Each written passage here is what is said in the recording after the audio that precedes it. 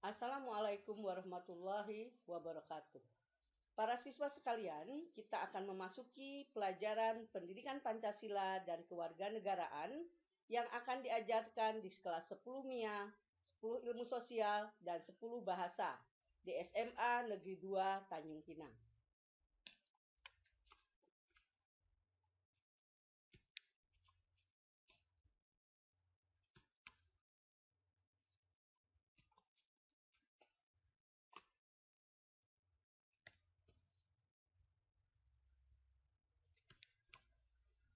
Baiklah, sebelum memulai pembelajaran, sebaiknya kita perkenalkan diri dulu. Nama saya Betty Rahmawati SPD, mata pelajaran yang diampu adalah Pendidikan Pancasila dan Kewarganegaraan.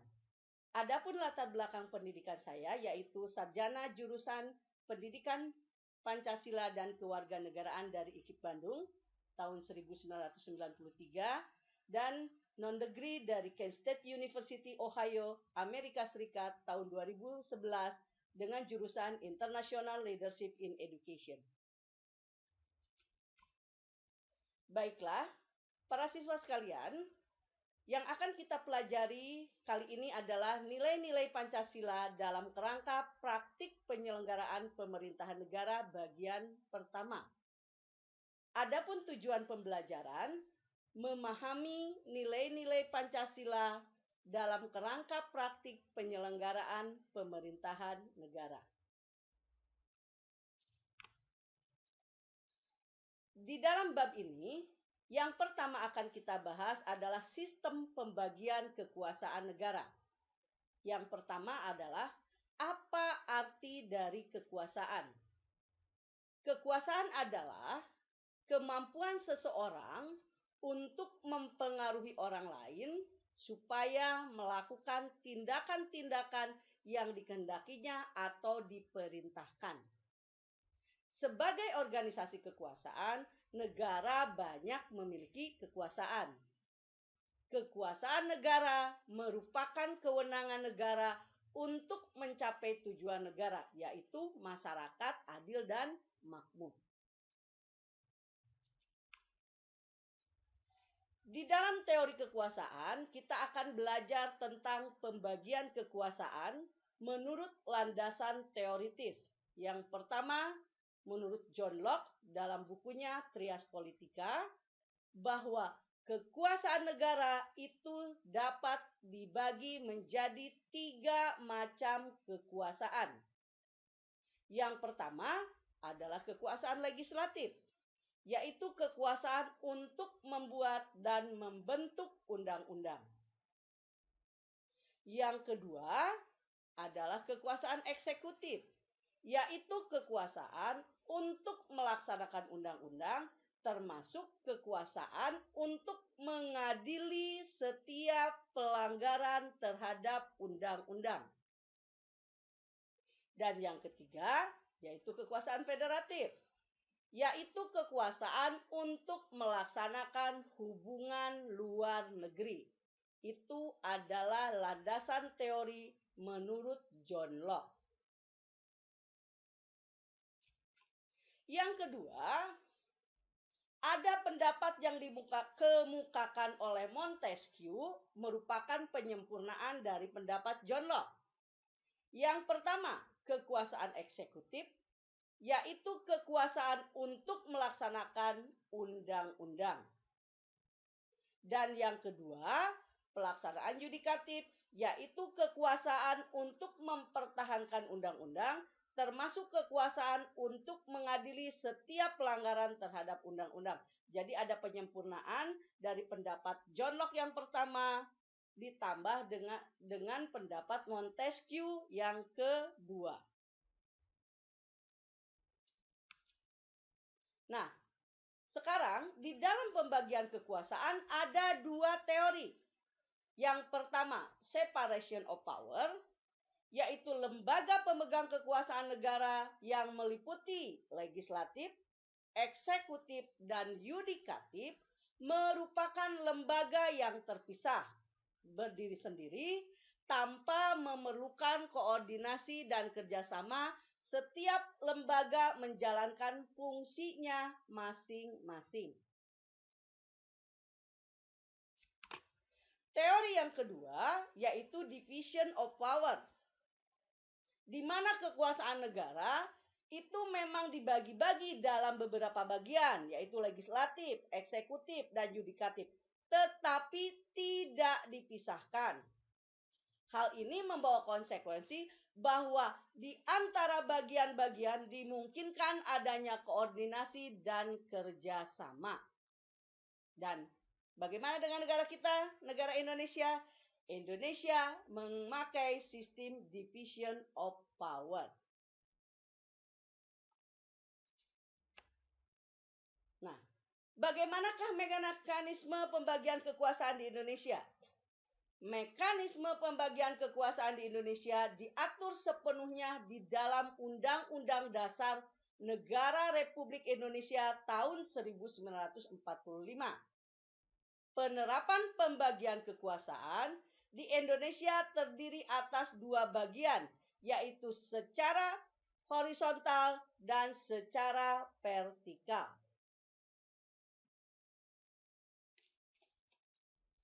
Pembagian kekuasaan secara horizontal di Indonesia dibagi di dalam beberapa bagian. Yang pertama, kekuasaan konstitutif. Kekuasaan untuk mengubah dan menetapkan undang-undang dasar. Kekuasaan ini dijalankan oleh Majelis Permusyawaratan Rakyat sebagaimana ditegaskan dalam pasal 3 ayat 1 Undang-Undang Dasar Negara Republik Indonesia tahun 1945 yang menyatakan bahwa Majelis Permusyawaratan Rakyat berwenang mengubah dan menetapkan undang-undang dasar. Yang kedua, yaitu kekuasaan eksekutif. Kekuasaan untuk menjalankan undang-undang dan penyelenggaraan pemerintahan negara. Kekuasaan ini dipegang oleh Presiden. Sebagaimana ditegaskan dalam pasal 4 ayat 1 Undang-Undang Dasar Negara Republik Indonesia tahun 1945 yang menyatakan bahwa Presiden Republik Indonesia memegang kekuasaan pemerintah menurut Undang-Undang Dasar.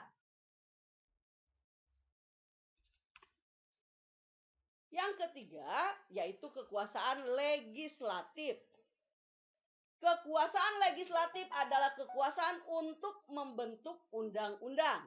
Dan kekuasaan ini dipegang oleh Dewan Perwakilan Rakyat sebagaimana ditegaskan dalam pasal 20 ayat 1 Undang-Undang Dasar Negara Republik Indonesia tahun 1945 yang menyatakan bahwa Dewan Perwakilan Rakyat memegang kekuasaan membentuk undang-undang.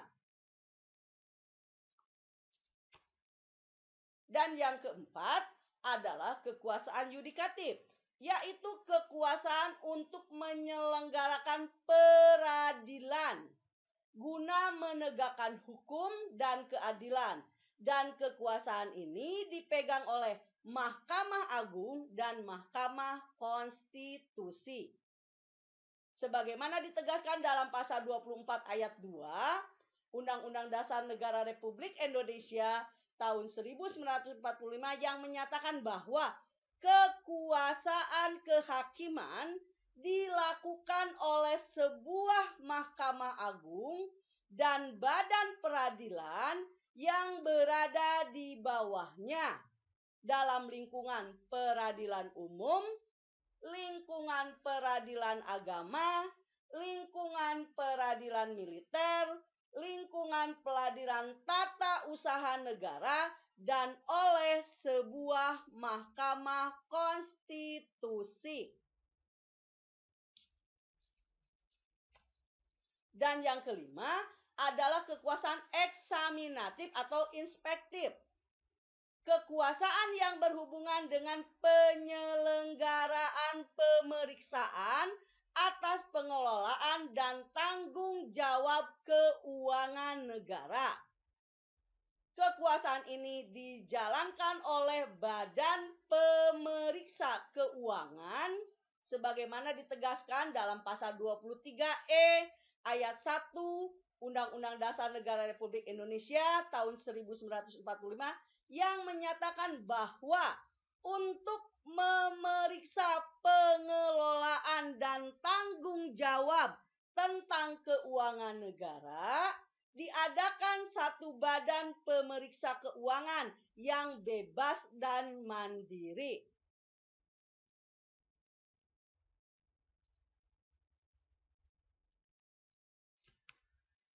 Dan yang terakhir adalah kekuasaan moneter, yaitu kekuasaan untuk menetapkan dan melaksanakan kebijakan moneter, mengatur dan menjaga kelancaran sistem pembayaran, serta memelihara kestabilan nilai rupiah. Kekuasaan ini dijalankan oleh Bank Indonesia selaku bank sentral di Indonesia sebagaimana ditegaskan dalam pasal 23D Undang-Undang Dasar Negara Republik Indonesia tahun 1945 yang menyatakan bahwa negara memiliki suatu bank sentral yang susunan, kedudukan, kewenangan, tanggung jawab, dan independensinya diatur dalam undang-undang. Nah, itu adalah pembagian kekuasaan secara horizontal. Sekarang yang kedua adalah pembagian kekuasaan secara vertikal. Pembagian kekuasaan secara vertikal muncul sebagai konsekuensi dari diterapkannya asas desentralisasi di Negara Kesatuan Republik Indonesia. Dengan asas tersebut, pemerintah pusat menyerahkan wewenang pemerintah kepada pemerintah daerah otonom, baik itu provinsi ataupun kabupaten atau kota, untuk mengurus sendiri urusan pemerintah di daerahnya. Dan ini diatur dalam pasal 18 ayat 5 Undang-Undang Dasar Negara Republik Indonesia tahun 1945 yang menyatakan bahwa pemerintah daerah menjalankan otonomi seluas-luasnya kecuali urusan pemerintah yang oleh undang-undang ditentukan sebagai urusan pemerintah pusat. Yang mana yang menjadi urusan pemerintah pusat? Urusan pemerintah pusat yang menjadi kewenangan pemerintah pusat yaitu yang berkaitan dengan 1. Politik luar negeri, 2. Pertahanan keamanan, 3. Keamanan, 4. Justisi, 5. Agama, yang ke-6 moneter dan fiskal. Di dalam pasal 18 ayat 1 Undang-Undang Dasar 1945 menyatakan bahwa Negara Kesatuan Republik Indonesia dibagi atas daerah-daerah provinsi dan daerah provinsi dibagi atas kabupaten dan kota. Yang setiap provinsi, kabupaten, dan kota itu mempunyai pemerintah daerah yang diatur dengan undang-undang. Nah, berdasar ketentuan tersebut, pembagian kekuasaan secara vertikal di negara Indonesia berlangsung antara pemerintah pusat, pemerintah daerah, yaitu pemerintah provinsi, pemerintah kabupaten, dan pemerintah kota. Baiklah, itulah pembahasan bab pertama, bagian pertama, dan kita akan membahas bagian kedua di minggu depan. Anak-anakku sekalian, dalam masa pembelajaran saat pandemi coronavirus ini, belajarlah di rumah, learn at home, stay at home, and safety. Ya, jadi jaga baik-baik kesehatan kalian, jaga baik-baik keluarga kalian. Nanti kita ketemu lagi minggu depan. Assalamualaikum warahmatullahi taala wabarakatuh. See you.